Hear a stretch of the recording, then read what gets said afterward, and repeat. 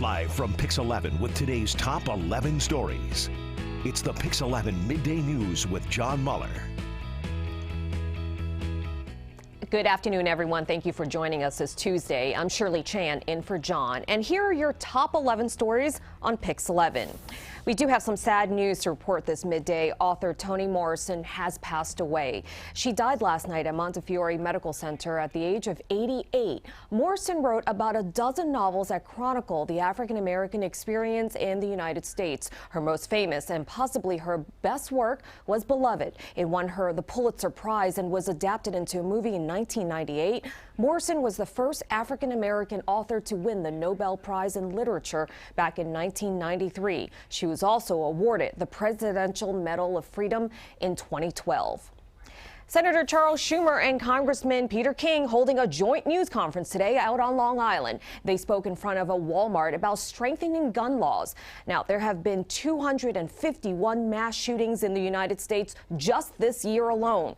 This weekend, 22 people were killed at a Walmart in El Paso, Texas, and 9 people were shot dead in Dayton, Ohio. Both lawmakers are urging Senator Mitch McConnell to call the Senate to vote on a bipartisan bill that would enact universal background checks on all gun purchases. And if Leader McConnell would simply bring this bill to the floor of the Senate now, I believe it would pass. We're saying to Leader McConnell, do the right thing. But we do know it will save lives, and it will start to make it harder and harder for people who are the most dangerous to obtain weapons. The bill has already passed in the House.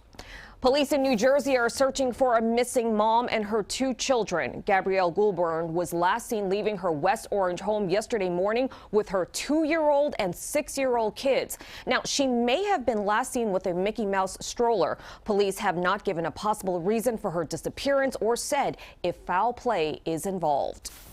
A 4-year-old girl has been reunited with her mother after she was found wandering by herself in Brooklyn. This happened yesterday in Gravesend. Police say a daycare driver and another worker in the van forgot to check the vehicle after their route and left the little girl inside. So the child took it upon herself to get out and walk around. That driver and the other worker are now being charged with failure to exercise control of a minor.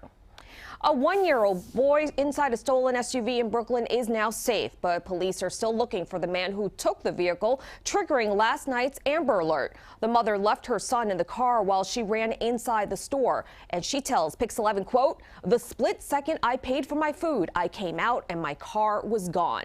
Anthony DiLorenzo is in Crown Heights, where the child's grandfather spoke exclusively with Pix 11.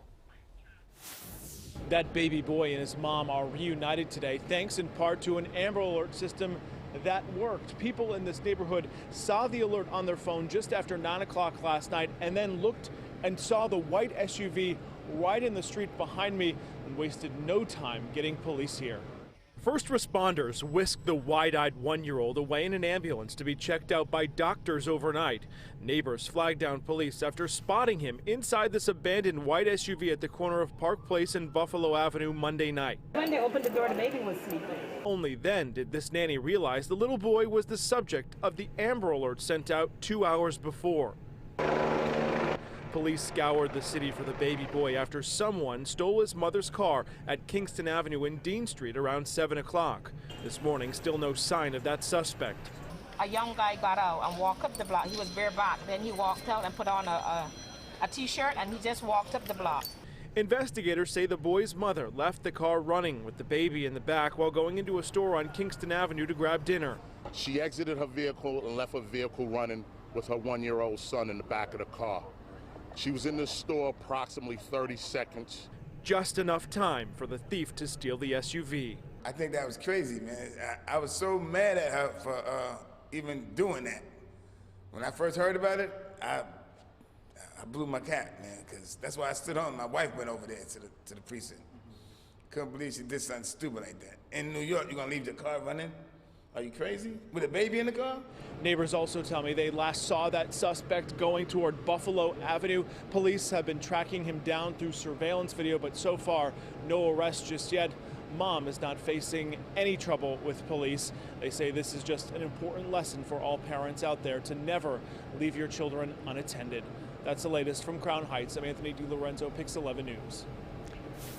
And now taking a look at the forecast. If you've been outside, you can feel it. Humid with pop-up showers and thunderstorms are expected this afternoon. You can expect strong thunderstorms on Wednesday with a high of 85 degrees. The threat of storms lingering into Thursday. Still hot and humid with a high of 86. But looking ahead to the weekend, though, Friday, Saturday, and Sunday, they're all looking really good. Now back to the news. The NYPD releasing new video in connection to a shooting at a vigil in Crown Heights. Police say one of the men seen here opening fire on a group of people near Sterling and Buffalo Avenues. 2 men and 2 women were shot. 2 of those victims are in critical but stable condition. Sources are telling Pix 11 the shooting may be gang related. Police are looking for this man after he allegedly attacked an MTA bus driver last week. Officers say the 2 were arguing on the BX6 bus near East 161st Street. The suspect allegedly threw an unknown substance in the driver's face before running off. The driver was taken to the hospital for irritation to his eyes and mouth. Tonight is National Night Out, a coast-to-coast effort to build stronger relationships between communities and law enforcement. A number of police precincts will be hosting family-friendly events, many beginning around 5 p.m. Brooklyn Borough President Eric Adams visited the Pix 11 Morning News, and he spoke about what makes tonight so important for our communities. It is crucial because this is how you get to the crevices. The big problem we've had over the years in all of our law enforcement agencies in this country is that the community and police are not coming together in certain communities. In some communities, when they hear the sirens, they said the cavalry is on the way. Other communities, they hear the siren, they get a high level of stress because they think that it's going to be a harmful moment. When you change that dynamic and everyone embrace the concept that here comes the sirens, and that's why it's important.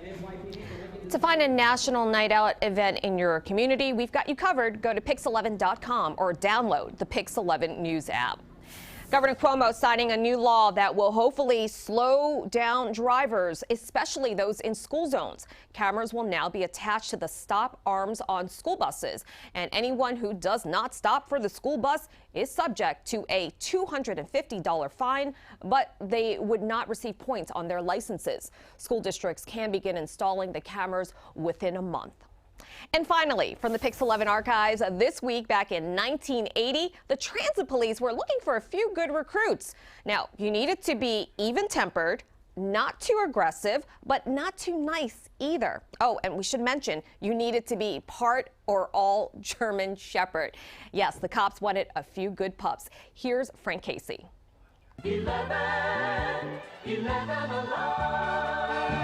2 police officers, one from Philadelphia where canines patrol the subways, took the volunteers through a screening process at the TA Police Academy in Brooklyn. To qualify for the New York Transit Canine Patrol, volunteers must be all or part German Shepherd, 1 to 3 years old. They must not be too aggressive or too friendly, and must have healthy bodies with strong teeth. The most difficult part of the screening is the gun firing. No police officer wants to be teamed up with a canine who flinches at the sound of a gun.